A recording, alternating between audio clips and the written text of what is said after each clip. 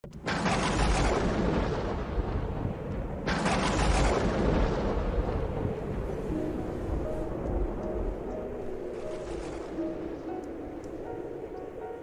ce temps-là, Jésus disait à ses disciples cette parabole.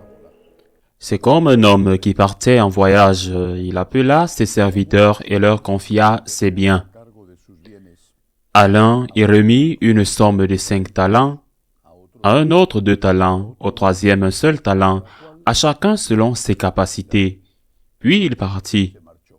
Aussitôt, celui qui avait reçu les 5 talents s'en alla pour les faire valoir et en gagna 5 autres. De même, celui qui avait reçu 2 talents en gagna 2 autres. Mais celui qui n'en avait reçu qu'un alla creuser la terre et cacha l'argent de son maître. Longtemps après, le maître de ses serviteurs revint et il leur demanda des comptes.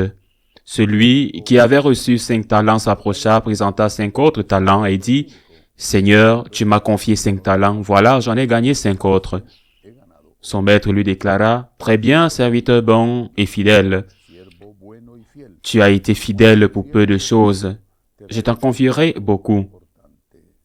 Entre dans la joie de ton Seigneur. » Celui qui avait reçu 2 talents s'approcha aussi et dit, « Seigneur, tu m'as confié 2 talents. Voilà, j'en ai gagné 2 autres. » Son maître lui déclara, « Très bien, serviteur bon et fidèle. Tu as été fidèle pour peu de choses, je t'en confierai beaucoup. Entre dans la joie de ton maître. » Celui qui avait reçu un seul talent s'approcha aussi et dit, « Seigneur, je savais que tu es un homme dur, tu moissonnes là où tu n'as pas semé, tu ramasses là où tu n'as pas répandu le grain. J'ai eu peur, et je suis allé cacher ton talent dans la terre. Le voici, tu as ce qui t'appartient. » Son maître lui répliqua, « Serviteur mauvais et paresseux, tu savais que je moissonne là où je n'ai pas semé, que je ramasse le grain là où je n'ai pas répandu. Alors, il fallait placer mon argent à la banque, et à mon retour, je l'aurais retrouvé avec les intérêts. Enlevez-lui donc son talent et donnez-le à celui qui en a 10. À celui qui a, on donnera encore, et sera dans l'abondance. Mais celui qui n'a rien se verra enlever même ce qu'il a. Quant à ce serviteur bon n'a rien, jetez-le dans les ténèbres extérieures. Là, il y aura des pleurs et des grincements de dents. » Acclamons la parole de Dieu. Il y a un premier message, un premier enseignement dans cette parabole qui est évident. Nous avons tous reçu certains dons, certains plus et d'autres moins, et nous devons être responsables de ces dons. C'est-à-dire que nous devons les mettre au service de Dieu et du bien de notre prochain. Il est évident que nous ne sommes pas tous pareils, pas seulement des hommes ou des femmes, mais je veux dire, nous n'avons pas tous eu les mêmes chances dans la vie. Le type de famille dans laquelle nous sommes nés, le pays, l'éducation à laquelle nous avons eu l'accès, la santé, l'affection ou le mépris reçu en bas âge, qui marque notre personnalité, bien sûr, notre intelligence. Tout. Nous sommes différents, parfois au sein d'une même famille, entre frères et sœurs. Nous sommes différents non seulement dans notre manière d'être, mais même en cela, dans la santé ou l'intelligence. Le Seigneur qui est juste ne va pas demander la même chose à une personne brillante, intelligente, avec un don pour les gens gentils, qu'à une personne timide ou qui a subi un traumatisme ou qui n'a pas eu accès aux études. Il ne va pas demander la même chose. Sinon, ce ne serait pas juste. Chacun de nous a reçu des dons. Ce sont des responsabilités et c'est cela que le Seigneur va nous demander des comptes. C'est la leçon évidente de cette parabole qui nous appelle, nous invite à faire un examen de conscience. Qu'est-ce que Dieu m'a donné? Quelles sont les opportunités que j'ai eues dans la vie? C'est en fonction de cela que je dois agir pour Dieu et pour mon prochain. La première, disons, vision de ce qui saute aux yeux dans cette parabole. Regardons les autres détails. Tout d'abord, il s'agit de dons. Le Seigneur place la parabole est dit qu'un homme appelle ses serviteurs, ses mercenaires, et leur laisse la garde de ses biens. Les biens n'appartiennent pas aux serviteurs, ils appartiennent au maître. Premier détail, et c'est là que se pose le premier problème. Nous ne sommes pas conscients que ce que nous avons, nous ne sommes pas conscients que c'est un don, que nous n'avons aucun droit dessus. Je ne sais pas comment c'était avant, parce que je vis à cette époque, mais c'est l'époque des droits. Tout est un droit. Même tuer un innocent est devenu un droit. Tout est un droit.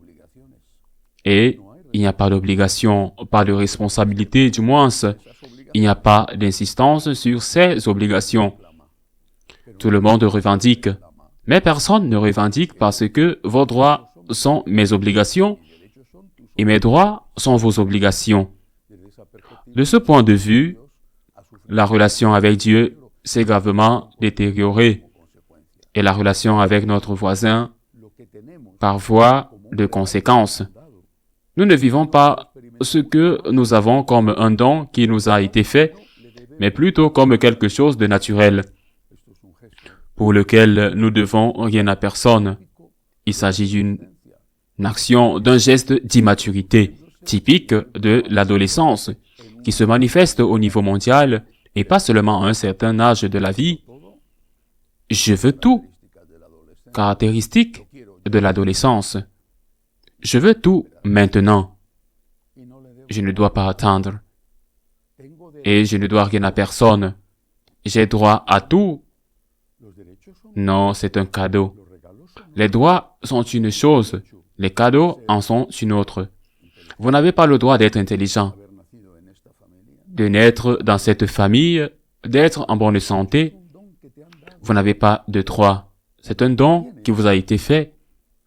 Quand vous l'avez, l'intelligence, la culture, la santé, quand vous l'avez, en 10e ou en 5e année, ce que vous devez faire, le vivre comme quelque chose que vous ne méritez pas, mais comme un don. Ce que vous devez faire, c'est effectivement l'utiliser, lui donner un produit, un retour. J'ai reçu un trésor, mais il ne m'appartient pas. Il m'a été confié. Je dois produire quelque chose pour le Seigneur et pour mon prochain. Ce n'est pas ainsi que nous voyons les choses. Nous ne rendons pas grâce, ni à Dieu, ni à ceux qui sont intervenus, par exemple nos parents. Nous ne remercions pas, nous ne comprenons pas que nous avons une dette, que l'on nous a prêté quelque chose qui ne nous appartenait pas et que nous avons le devoir de rembourser ce que l'on nous a prêté. Comme il en est ainsi, comme nous ne sommes pas conscients qu'il s'agit d'un don, nous nous sentons immédiatement non seulement ingrats, c'est-à-dire que non seulement nous ne sommes pas capables d'être reconnaissants, mais nous nous sentons immédiatement victimes. C'est la deuxième caractéristique de notre époque. La victimisation. Bien sûr, il y a beaucoup de gens qui ont toutes les raisons de se sentir victimes de l'injustice, bien sûr, mais ce n'est pas ce que je veux dire. Je veux dire que lorsque nous considérons que ce que nous avons, nous le méritons, nous commençons immédiatement à le comparer. C'est comme si les employés mentionnés dans la parabole disaient à celui qui a 5, « Pourquoi m'a-t-il donné 5 et pas 10 comme lui ?»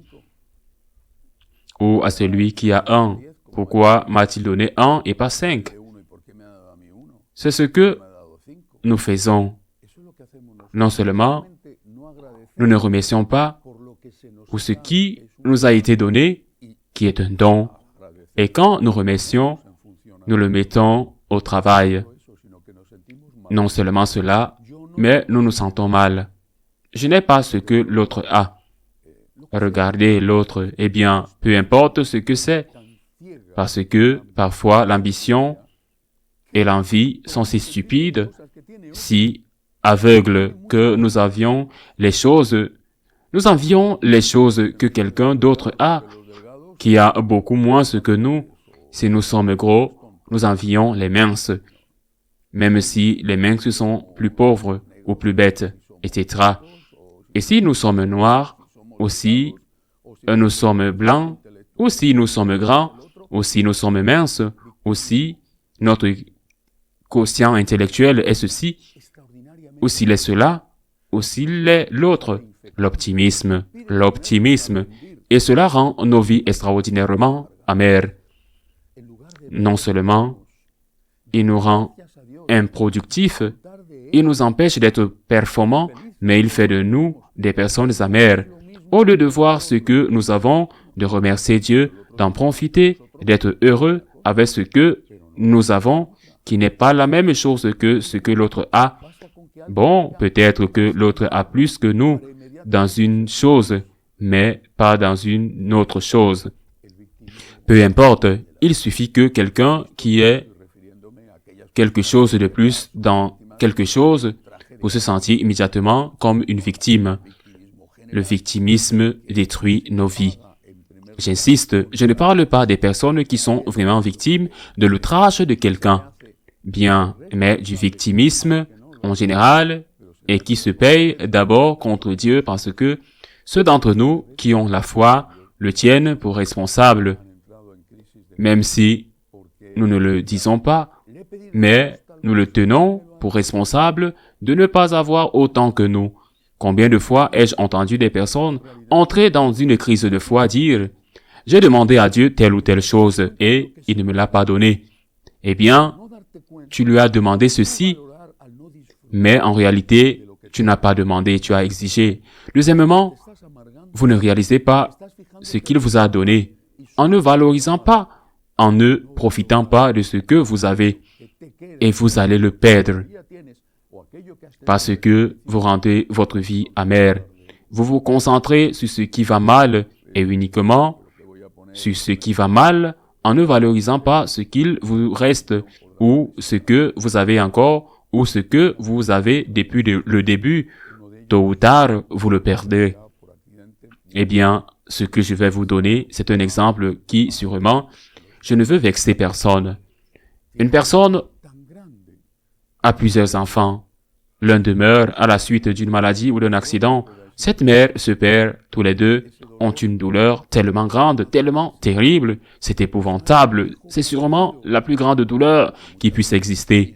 C'est cette douleur qui les conduit à se renfermer d'autres enfants et que les autres enfants qui, au début, comprennent et participent à la douleur, ont perdu leur frère. Les autres enfants, après un certain temps, commencent à se sentir mal. C'est comme si ma mère, mon père, mes parents n'aimaient que celui-là. Ils m'ont laissé de côté. Je ne suis plus important, ou du moins, ils ne me donnent pas l'affection dont j'ai besoin.